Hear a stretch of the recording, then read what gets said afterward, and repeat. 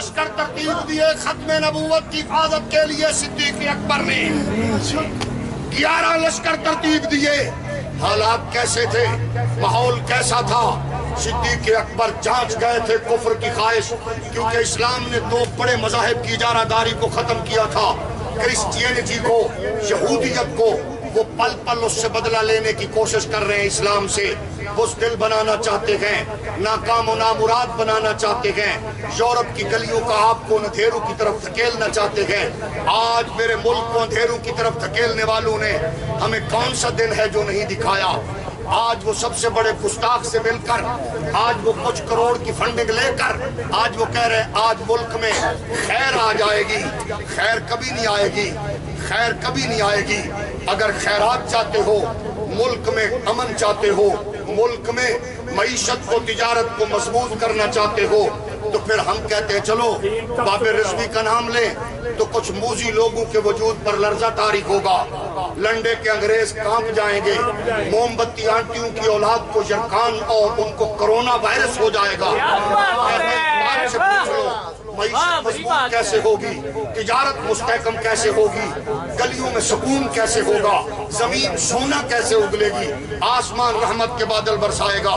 میں تم سے پوچھ سکتا ہوں، مجھے بتاؤ، اللہ نہ کرے، اللہ نہ کرے، اللہ نہ کرے خاکم بدہن امریکہ ہمیں 20-20 کنال کا گھر دے دے، 5-5 کروڑ کا ہمیں بیڈ دے دے، اللہ ہماری آنکھوں میں نیند نہ دے تو کیا کرو گے؟ امریکہ، برطانیہ، یورپ مل کر ہمیں اعلیٰ بیج دے دے، ایک کنال میں 200 من گندم ہوتی ہو، لیکن اللہ اس گندم کے اس دانے سے اگر کچھ اگائے نہ تو کیا کرو گے؟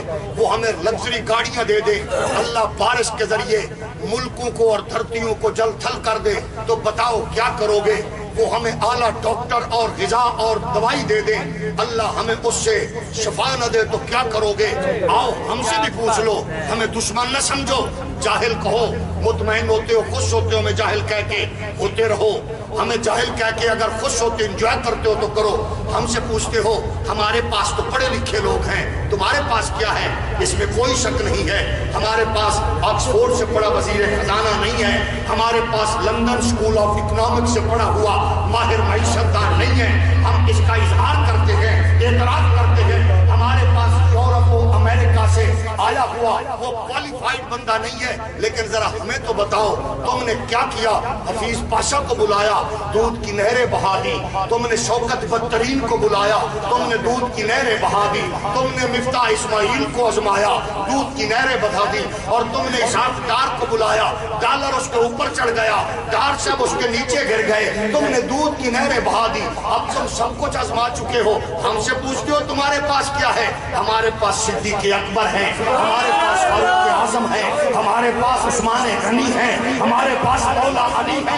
بہت جاہل حکمرانوں، تم بھونکتے ہو، رات کو 8 بجے دکانیں بند کر دو، بجلی کی بچت ہوگی، 7 ارب روپے کی بچت ہوگی۔ میں پوچھنا چاہتا ہوں IMF والا کتنا بے غیرت ہے، ورلڈ بینک والا کتنا کتا ہے، تمہیں ایڈ دینے والا کتنا خبیث ہے، وہ تمہیں یہ تو کہتا ہے سکول بند کر دو، تم ہاسپٹل بند کر دو، تم یہاں ترقی بند کر دو، وہ تمہیں یہ کیوں نہیں کہتا کہ وزیر اعظم کا پروٹوکول کم کر دو، وزیروں کے آگے پیچھے گاڑیاں بند کر دو، ایگزیکٹو کلاس کا پروٹوکول بند کر دو، سرکاری گاڑیوں کے خرچ پر آفیسروں کے بچوں کو ہسپتالوں اور سکولوں میں آنا لے جانا بند کر دو، موٹر وے سے لے کر ایئرپورٹ تک ان کا پروٹوکول بند کر دو۔ اس سے بچت کیا ہوگی؟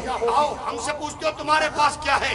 ہمارے پاس یورپ امریکہ کی گندی گلی نہیں ہے، ہمارے پاس اللہ کے ولی ہے، ہمارے پاس محمد عربی کے غلام ہیں، ابو بکر خلیفہ بنے، سامان کندھے پہ رکھا، بازار کی جانب چلے، اور سورہ نے کہا کہاں جا رہے ہو؟ کہا تجارت کے لیے، کہا آپ بیٹھو، فیصلہ یہ ہے آپ لوگوں کے مسئلے حل کریں، یہ اسٹیٹ ذمہ داری اٹھائے گی، کتنا مشاہیر مقرر کریں، کتنا نذرانہ مقرر کریں، کتنی اجرت مقرر کریں، یہ ہے ریاست مدینہ، یہ ہے ہمارے پاس، یہ ہے اصول، یہ ہے ضابطے، یہ ہے تحریک لبیک کی فکر۔ مصطفیٰ کے غلام نے کہا ایک مزدور جتنی اجرت مقرر کر دو، شورا بولی، شورا کے ارکان بولے، اگر اس سے گزر بسر نہ ہوا تو کیا کرو گے؟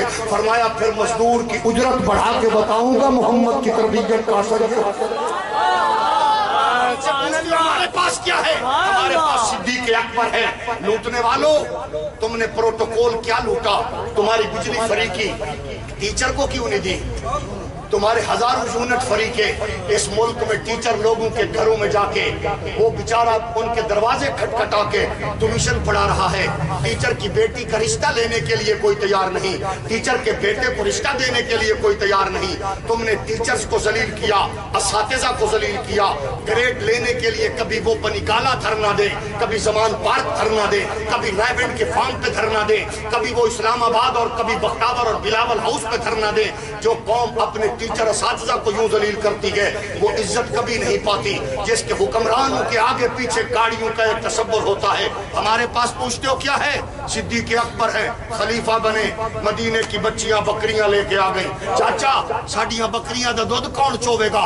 सिद्दीक अकबर वक्त का खलीफा दूध दोता हुआ नजर आता है। फरमाया ये क्या है? फरमाया हम प्रोटोकॉल वाले नहीं है, हम मोहम्मद अरबी की तरबियत याफ्ता है। हमसे पूछते हो, हमारे पास ये है, हम प्रोटोकॉल नहीं लेंगे। किसने कहा था मैं गवर्नर हाउस को यूनिवर्सिटी बनाऊंगा? भूल गए हो? किसने कहा था वजीर आजम हाउस को यूनिवर्सिटी बनाऊंगा? हमने कहा सिर्फ घड़ियां बेचने वाला मसला नहीं है, जिसने घड़ी बेची वो भी मुजरिम है, लेकिन जिसने इस कौम की एक एक घड़ी बेची है वो भी मुजरिम है। जिसने इसका एक एक लम्हा बेचा है वो मुजरिम है। जिसने मेरे बेटे को बेचा, मेरी बेटियों को बेचा, जिसने माओ को इफ़्फ़त और इस्मत को बेचा। आज की माँ पूछना चाहती है, माँ एक बेटी का जहेज बेच के बेटे को इंजीनियर बनाती है, दूसरी का जहेज बेच के नंबर 2 तरीके से यूरोप भिजवाती है, और फिर खबर आती है 5 बहनों का इकलौता भाई तुर्की के बॉर्डर पे मारा गया। जवाब कौन देगा? 5 बच्चों समेत बाप ने खुदकुशी कर ली, उसके पास आटा नहीं था। तहरीक लब्बैक पाकिस्तान के मरकज़ी कायदीन के वीडियो बयानात और मज़ीद नई अपडेट हासिल करने के लिए हमारे यूट्यूब चैनल रिजवी नेटवर्क को सब्सक्राइब करें और बेल आइकन को दबाएं ताकि हर नई अपडेट आप तक बर वक्त पहुँच सके।